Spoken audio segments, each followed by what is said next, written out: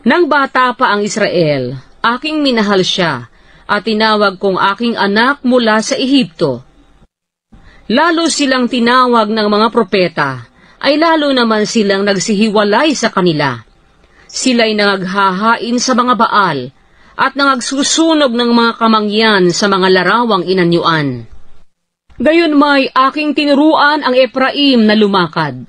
Aking kinalong sila sa aking mga bisig, ngunit hindi nila kinilala na aking pinagaling sila.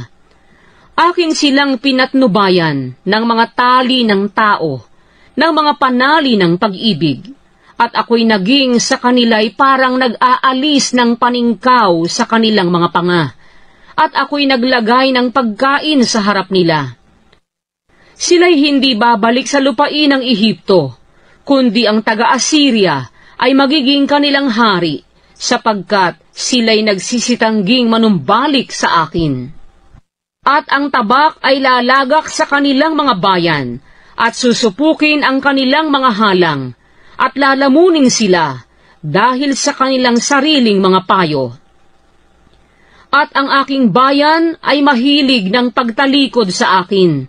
Bagaman kanilang tinatawag siya na nasa itaas, walang lubos na magtataas sa kanya. Paanong pababayaan kita, Efraim? Paanong itatakwil kita, Israel? Paanong gagawin kitang parang Adma? Paanong ilalagay kitang parang Zeboim? Ang aking puso ay nabagbag sa loob ko. Ang aking mga habag ay nangag-alab. Hindi ko isasagawa ang kabangisan ng aking galit. Hindi ako babalik upang ipahamak ang Efraim, sapagkat ako'y Diyos at hindi tao, ang banal sa gitna mo. At hindi ako paroroon na may galit. Sila'y magsisilakad ng ayon sa Panginoon, na siyang uungal na parang leon, sapagkat siya'y uungal, at ang mga anak ay magsisidating na nanginginig na mula sa kalunuran. Sila'y darating na nanginginig na parang ibon na mula sa Ehipto, at parang kalapati na mula sa lupain ng Assyria, at aking patatahanin sila sa kanilang mga bahay, sabi ng Panginoon.